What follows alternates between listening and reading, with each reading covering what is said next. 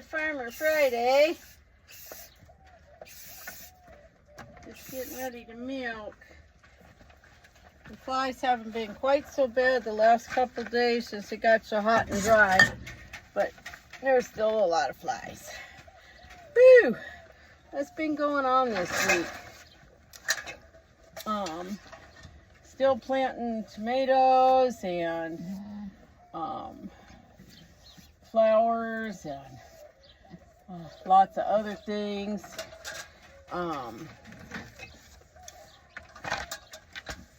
Herbs. We got some green tomatoes going on in the gardens. Just so looking forward to fresh tomatoes. My mouth just waters. I don't really eat tomatoes the rest of the year. Occasionally I eat some canned tomatoes and different things, but I don't even bother buying any of those hard red things at the grocery store because to me those are not tomatoes. Anyway, the Esmeralda's little triplets are 8 weeks old today. And I meant to bring my scale out to see how much they weigh, and I forgot to bring it. Maybe I'll have time to do that in a little bit. It's been hot. It's been running 90-95, and it's been dry. So I've been having to do a lot of watering. The little sour cherries, the Nankin cherries, are ready to pick. I picked some this morning. I gotta go pick some more this evening. Some people don't like them because they are pretty tart, but I don't know. I kind of like tart stuff, and especially when it's really hot and dry, they're really nice to kind of chew and suck on. They aren't like a regular sweet cherry from the grocery store that has a lot of meat on them. They don't have a lot of meat or a lot of juice, but and they have a big seed in the middle, but they're easy to grow. They grow on kind of like little bushes. You can turn them into a hedge, and they're easy to grow from seed. The plants I have, I actually grew from seed that was given to me. And I think that they bloomed and had fruit on them in like 2 years. So fast and pretty easy. I've tried to grow regular sweet cherries before, but I think partly because I've in the past haven't been able to keep up with watering and stuff. I think they just really suffer in our heat and don't get enough water. I have been working on putting soaker hoses and drip lines and things around on the different gardens and whatnot to help make that easier. What's the matter, sister? Huh?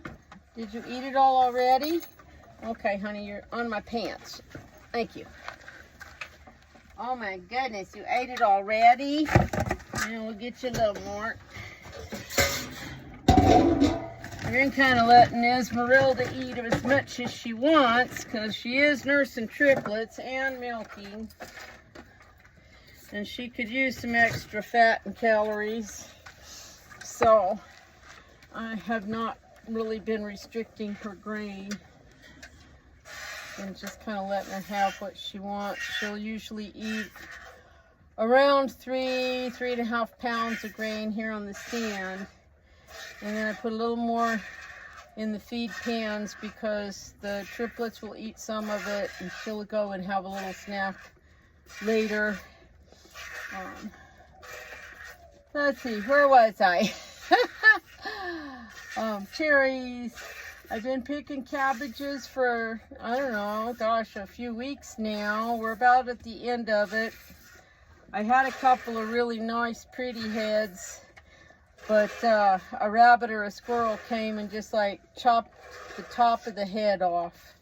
I was so mad because I was going to take those to the farmer's market tomorrow. and now they're not pretty to sell. Let's see, there are some green onions out there. Earlier this year I had planted some carrots just in some of my big blue tubs in the greenhouse garden, and those are making carrots now. There's not a huge amount of them, so that's mostly just for me. I like carrots. There won't really be enough to bunch up and sell, but that was a nice little experiment in how they would do in the big pots. I've got a few more tomato plants and things. If I don't sell them at market tomorrow, I'll see if I can find spots around in the gardens and in the yard for them. You are so full on this side, but you don't let it down, honey. Yeah. The triplets all seem to want to nurse on one side, and then the other side kind of gets full. But she kind of like holds her milk way up high and doesn't let it all down. No, look out. Look out, Mama. We're almost done here. What else? What else? I guess that's mostly it. The tomato gardens are doing really good. The plants are growing like crazy. I need to spend some time getting them tied up. Some green fruit and lots of blooms this afternoon. So I'm hoping that even though it's been kind of warm, that they'll set some more fruit. That's the hard part about growing tomatoes here. About the time the plants really get going and they start getting, yes, I know you want your peanuts. They start getting flowers and stuff on them. It gets so hot that they, pollen dies and the fruit doesn't set. Just a minute, sister, I'm coming. Yes, there's your peanuts. These are raw-shelled peanuts that I get from the store in the wild bird aisle. And I started feeding them to the milkers as a treat last winter when it was really cold. I figured they could use a little extra fat and a little extra protein. But Esmeralda especially really loves them, so she has to have her little treat when we're done milking. But she could use the fat and calories for right now, because she has dropped a little bit of weight. Not a lot. She doesn't look bad. Kind of about what I expected with her nursing triplets. So, let's see. I'll think about other things.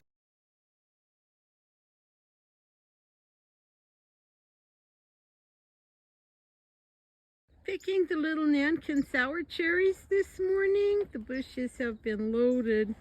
The ones on this end are bigger. I'm not sure if that's a genetic difference because I did grow these plants from seed, or if it's because they're on this end where they get a little bit more water. Maybe a combination of things. I have picked some. These are tart. They do have a big seed and only a small amount of meat on them, but I do like them like in lemonade to make sauce to go on meat like goat or pork or something like that with a strong flavor.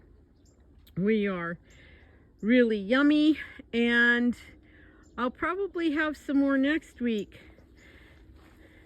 This bowl full is going to be at the Globe Miami Farmers Market tomorrow. I'm going to go rinse them off. Some of them are a little dusty, and get them packed up. Oh, silly me, I didn't hit record and I was talking all that time.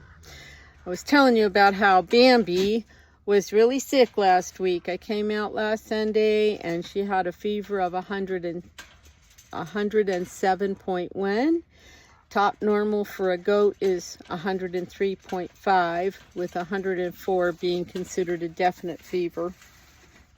And I consulted with a friend of mine, and since Bambi's had pneumonia before, we figured that was what was happening. Even though I didn't have any other symptoms at that moment, I started treating her. And the next morning, she did have a little weepy eye and runny nose. Oh, Esmeralda, you're a moose. So that was 5 days of antibiotic injections and 5 days of course, we don't drink the milk, not human consumption while they're on antibiotics. And then that drug had a 5-day withdrawal after the last dose of medicine. So, but she's all done with that, and she's back to her usual mean, bossy self today. Essie, what are you doing? Are you helping yourself? I didn't give you enough? Huh? I didn't give you enough grain? Yeah? You need a little bit more? Okay. Well, you are feeding 3 babies. Plus giving me a little extra milk. So, for those that think that that's horrible, that I'm milking her while she's got triplets on her. Number one, the triplets are 8 weeks old today. So they do not need as much milk as they did, you know, a month ago. Here, sister. Here. There. Look, right there. And the other thing is that as the kids get bigger and are eating more hay and more grain on their own, they won't need as much milk. So if they don't nurse, then milk supply goes down. And you'll find with really heavy production animals like Bambi, Esmeralda, I've had some other girls that I've also had to start milking the day they had their kids or the day after they had their kids, because they made so much more milk than the kids could drink. And you can't just leave it in there. That will cause a lot of problems.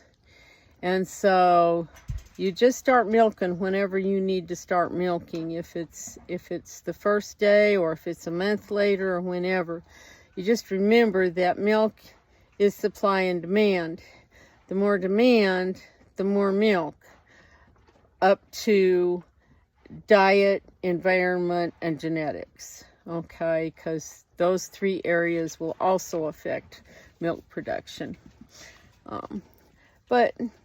So what we do is, since Esmeralda in the beginning was making way more than those 3 babies could possibly eat, I milked her out every day. In fact, the first few days we had to milk her twice a day because she would be so full. And when she got too full and uncomfortable, she wouldn't let the babies nurse. And I'd have to milk her out at least most of the way and relieve all that extra pressure, and then she would let the babies nurse. And while she was producing colostrum, I freeze the extra colostrum because it tastes kind of funny. I don't really care for it. Some people think that it's a health food, and it probably is. It's full of all kinds of vitamins and minerals and enzymes and things. But I don't care for it. So I just freeze it in little small cubes, a couple of ounces, so that in the future, if myself or someone else has a kid, maybe they lose a mom or there's something wrong, then we can thaw that out and feed it to a baby and help get them on their feet and get going. What? Are you girls talking to me? Are you talking to me? Yeah, I'll eat a piece. What's she saying, piece? Huh? Are you ready for snacks? I think these girls are ready for snacks. Come on, mamas. Oh my goodness, Bambi Boos. Oops. I forgot to lock you in, didn't I?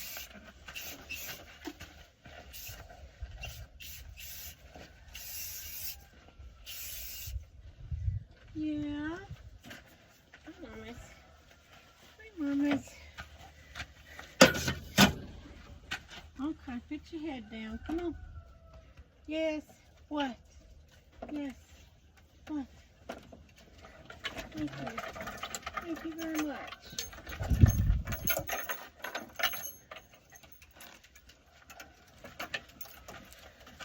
Okay.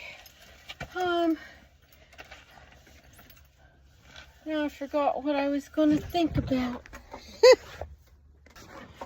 Okay, so a few more things I thought about. If I go back and look at my pictures that I've taken during the week, it helps me remember all the things. So, since it was getting hot, I needed to get my swamp cooler. That's an evaporative cooler for those folks that don't live in the desert and know what it is.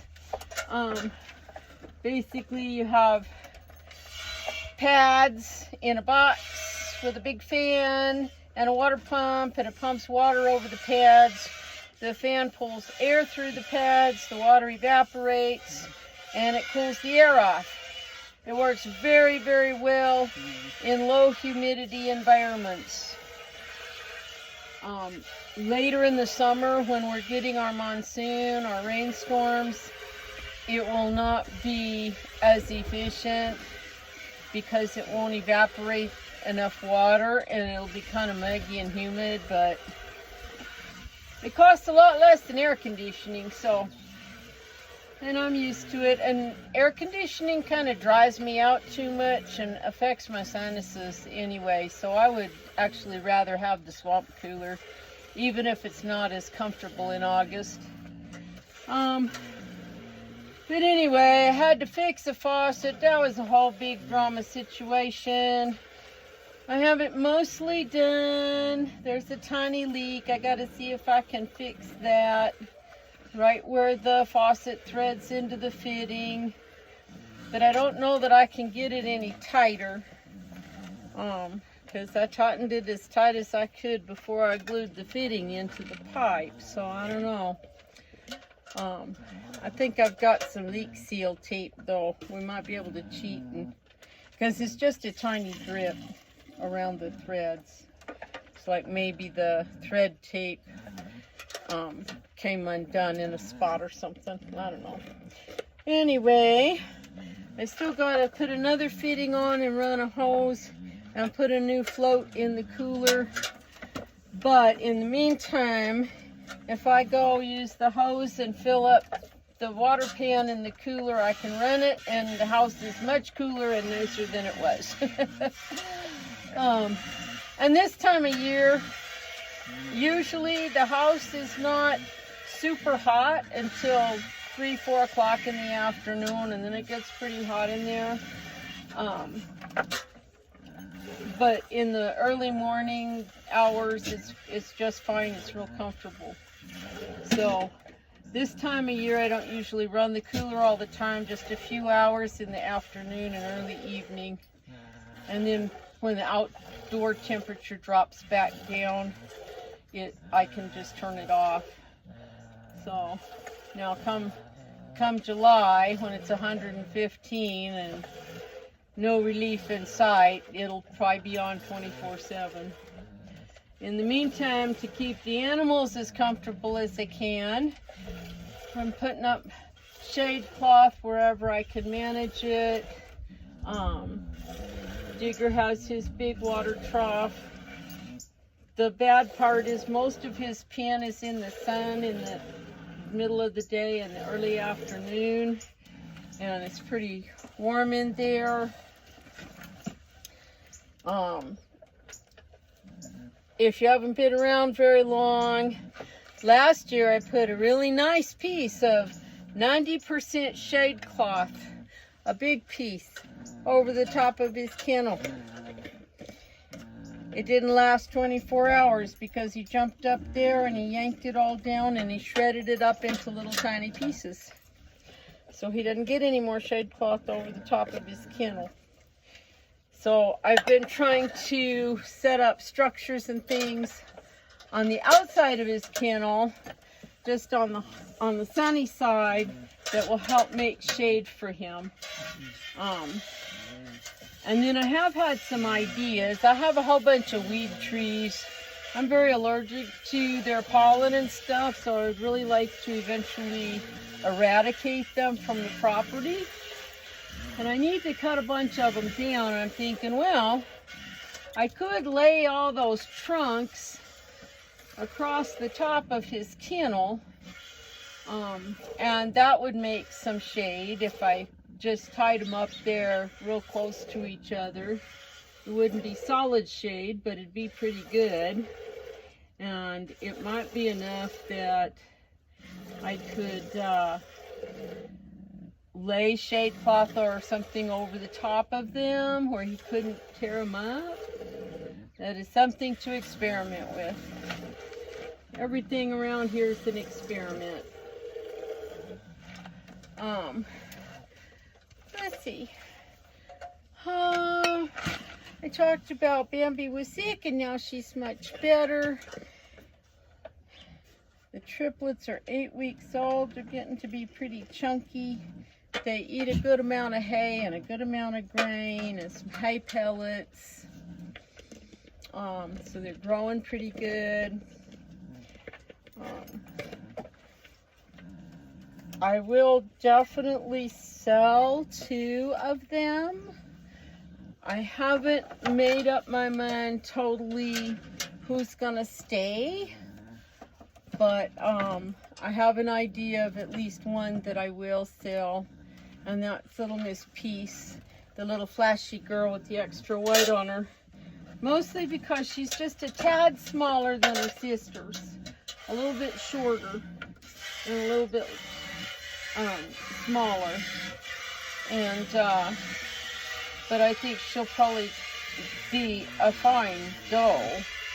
Sometimes you just get to a point where it's not so much that any animal is exceptionally better than everybody else, but incrementally better, just little bits, like maybe being just a tiny bit taller, a tiny bit wider, or something like that.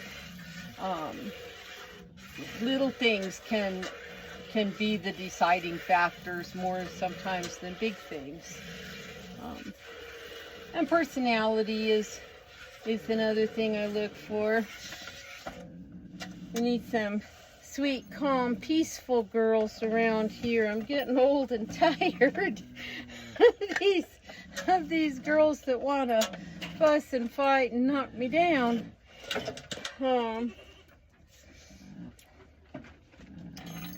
Oh, let's see, what else? Oh, I had a row of broccoli over in the greenhouse garden, and I've picked it several times. It was not making really big heads. It was making little small heads, but I think a lot of that was just because we've gotten so hot and warm. Broccoli doesn't really want to be hot. But I was able to cut them and use the little heads plus the stems and leaves, and it was quite delicious. I made a broccoli salad with bacon and onions and broccoli and a little dressing, and that was really good. I don't think there's any more heads popping out.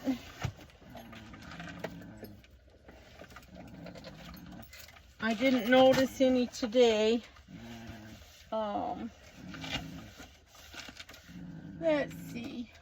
We'll have to start just doing little tours of all the little gardens.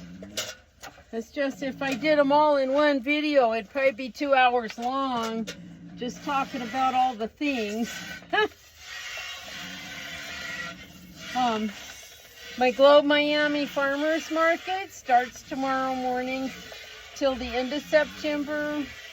We'll be in the train park in front of City Hall in Globe, Arizona 8 to 11. It looks like we have a good turnout of vendors of all different kinds, plants and fruits and vegetables and crafts and baked goods and all the things. So I always look forward to markets in Globe and in Superior to see all my friends and my customers that have become friends, and just to chit chat and have a nice morning. Let's see what else is going on around here. I kind of missed that little dab of spring that we had, you know, where it was like 78, but not freezing at night. That's like my perfect climate zone there. About 45 or 50 at night and about 78 in the daytime. That's like the perfect temperature range. Oh, girlie, you still got a lot of milk in there, honey. Can y'all hear? That is Storm. She's snoring. Bambi does that too. They both do, which they're mother and daughter, so that shouldn't surprise me. But you come out in the middle of the afternoon after everybody's got a belly full of hay and they're laying around chewing their cud and taking a nap, and it sounds like a bunch of old men snoring out here. Oh. So far, I have not noticed Pinto Bean, who is also Bambi's daughter, but with a different dad than Storm. I have not noticed her snoring, so I don't know.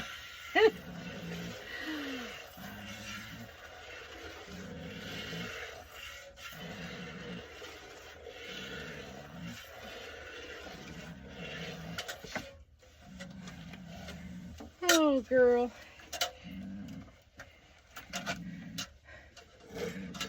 Let's see. I have been getting some pumpkins and zucchinis and things planted out. I have more to go. I have some extra okra seedlings that I didn't sell, and they're getting leggy. I need to get in the ground. It's just that since a couple of my gardens still are having root knot nematode issues, I have to watch where I put things that would be killed by the nematodes, and okra is one of those things. So okra, squash, peppers, tomatoes, eggplants, so those can't really go in some garden spaces unless they are resistant varieties. And the tomatoes that I planted out in a couple of gardens are resistant to nematodes, the better boys and big boys. And supposedly the Cherokee purple is also supposed to be resistant to nematodes, and it is supposed to be heat tolerant. So I will be really interested to see how those perform this year. I don't remember if I've ever grown them before or not. If I did, something must have happened because it's not sticking out in my mind. One thing that doesn't usually get bothered by nematodes are the sweet potatoes. They seem to do okay, which surprised me because they are a root crop, and the nematodes definitely will take out carrots, beets, and radishes. So, but I didn't see any nematode damage on my sweet potatoes when I grew them before, but the okra that was in the same bed was totally decimated. So,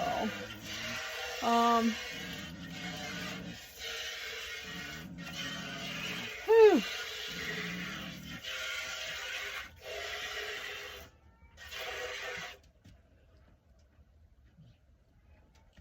Did you hear that? That's one of the feral cats that comes around. Big orange cat, long fluffy hair. And I have wondered if he's deaf, because I can make loud noises as long as they don't move. As long as they don't move, I can make a big loud noise. And he doesn't even turn around and look towards me usually. But if I move, he's gone. So I've wondered if he's deaf and he just relies on seeing things move, rather than hearing a loud noise or something. I don't know. Oh, the king snakes. I have only seen one king snake since the day I found the pair mating in the chicken pen. And that chicken pen is up that way, probably, I don't know, probably 100 feet from here. And a few days after that, I saw one over here close to the house, which is about maybe 30 to 50 feet from where I'm sitting now. And but I haven't seen any more, though I did see some funny tracks in the driveway this morning that I do think were probably snake tracks. Just some funny squiggles in the loose dirt. So as long as I don't see any rattlers, I will be happy. Oh, you ready for your peanuts, Bambi? Yeah, gotta have our peanuts, huh? Yeah, gotta have our peanuts. Yes, I'm getting there. I'm getting there. There you go.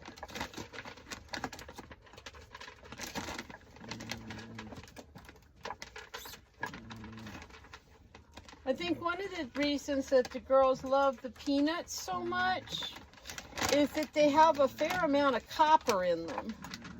And copper is an extremely important mineral for goats. Like, they can actually die if they don't have enough copper.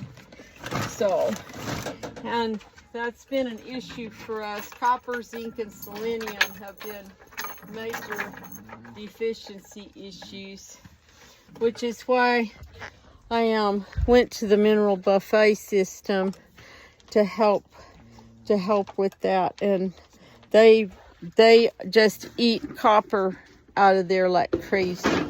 So let's see what else I can find to tell you about. So one thing I think that happened when Bambi had that real high fever, it has started her to shedding all over again.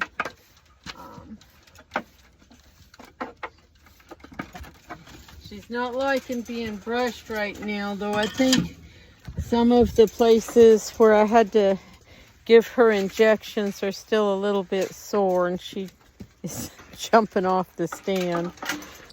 Well, there goes the tomato plant.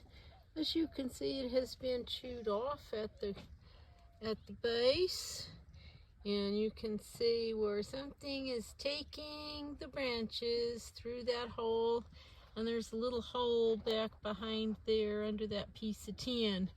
I'm gonna guess that that is probably a squirrel.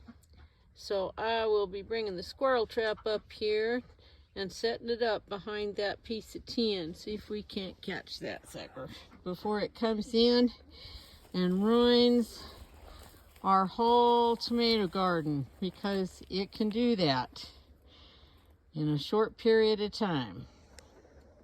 So this morning I was out here pruning and tying up the tomatoes in the greenhouse garden. They're getting pretty big, growing really fast. And I figured it was probably about time to start pulling out the garlic. So I got 1, 2, 3, 4, 5, 6, 7, 8 tubs pulled up, and I have some more outside the frame out there to do. Alrighty, I got a big pile of elephant garlic cleaned up this morning. So these biggest ones that have actually made cloves, you can tell because they have little lumps. So there's a clove, and then it indents, and there's another clove. So these will be going to the farmer's market tomorrow.